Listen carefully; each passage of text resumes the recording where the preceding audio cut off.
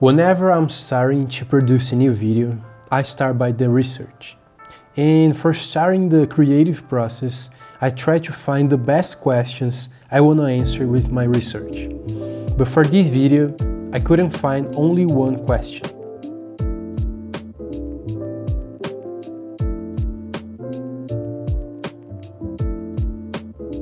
This is what I'll talk about today. Coaches and athletes have focused too much on the physical and too little on the mental side. And even though there are great examples to show that the best athletes in the world are so good because of their mind. ¿Cuál es la mejor virtud que tienes? La mente. He's the best I've ever seen and maybe the best ever in terms of visualization. I think the mental side of the game is way over 50%, probably about 80%. In fact, one of the reasons why I started Athlete Mentality, both the Instagram and the YouTube, is because I wanted to find out why some athletes are so good and others, even with a lot of talent, a lot of opportunity in their career, they are not able to stand out even in smaller leagues. Today, the term mental toughness is widely used by too many people that don't know what this represents. So let's define what these abstract terms means. A mentally tough person is motivated. They have a reason to get into action. Another characteristic I would add to this is they are intrinsically motivated, which means their motivation comes from inside. This topic by itself deserves a full video, and if you don't want to miss it, subscribe to the channel right away. This person always set and work on their goals. Setting goals is the first step to turn the invisible into visible.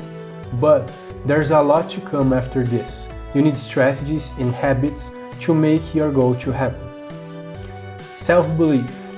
A person with a higher self-belief is able to focus on their plan, trust it's going to happen, and ignore outside criticism.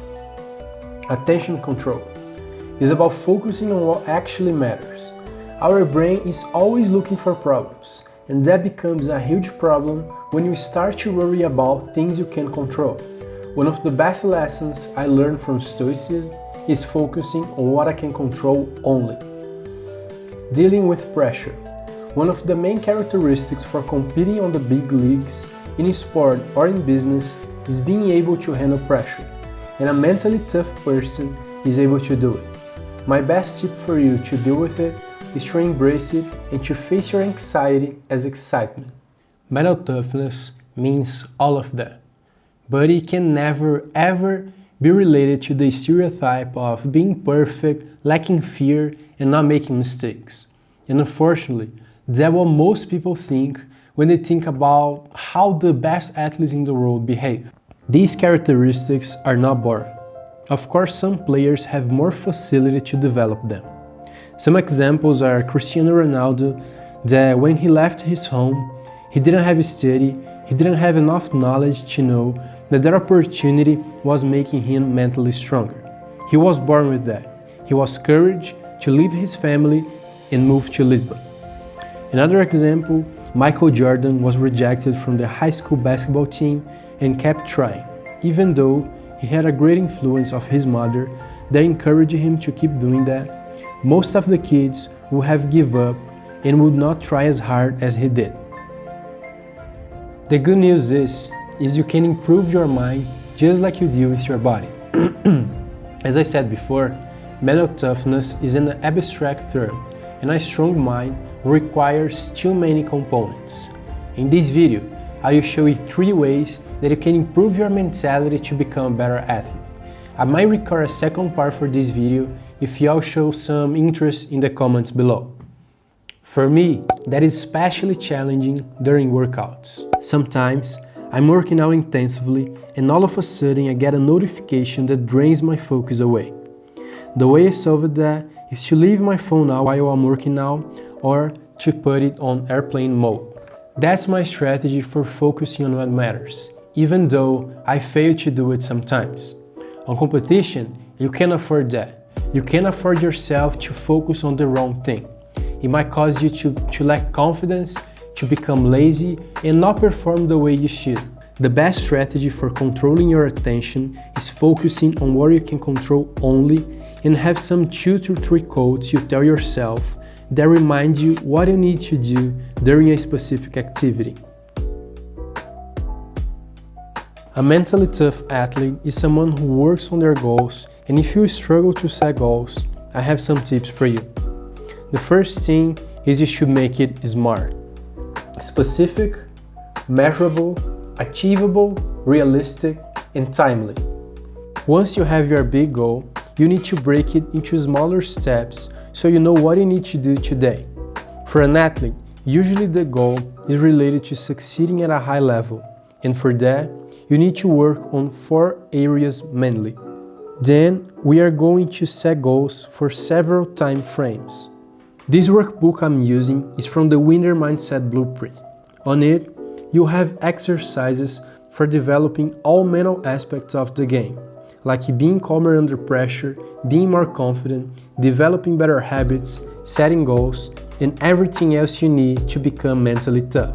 If you want to improve your mental game, I highly recommend you go check it out. If you use the code MENTALTOUGH, you get 40% off this week only. The link for that is the first in the description of the video.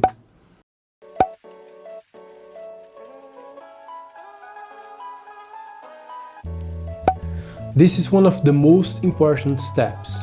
When we think about someone who is successful, we often forget to think about their failures. But the reason why they became so good at something is because they had the courage to fail over and over again. While most of us, when we fail, we get ashamed and we avoid to try something else and fail again. In my personal experience, when recording YouTube videos, I try to make it as perfect as possible, and instead, I should be more open to mistakes and learn from them. I know I can create better videos, but I have to go through the process of making worse videos, learning from them, so I can improve myself and do better things. If this is something you struggle with, I highly recommend you to read Mindset, the new psychology of success, and start embracing your mistakes. The main idea of the book is to show the difference between a fixed and a growth mindset. A growth mindset allows himself to make mistakes and learn from them. A fixed mindset thinks that a mistake defines who they are, and that makes them to not make progress because they are trying to avoid mistakes. It is not about making mistakes on purpose, but rather to make mistakes and learn from them and not let them define who you are. As Michael Jordan said, he has failed over and over again in his life, and that's why he succeeded. I've missed more than 9,000 shots in my career. I've lost almost 300 games. 26 times I've been trusted to take the game-winning shot and missed. I've failed over and over and over again in my life. And that is why I succeed. That's it for today's video. I hope you all enjoyed this. Don't forget to give this video a thumbs up, subscribe to the channel, and leave your feedback on the comments below. I see you next video.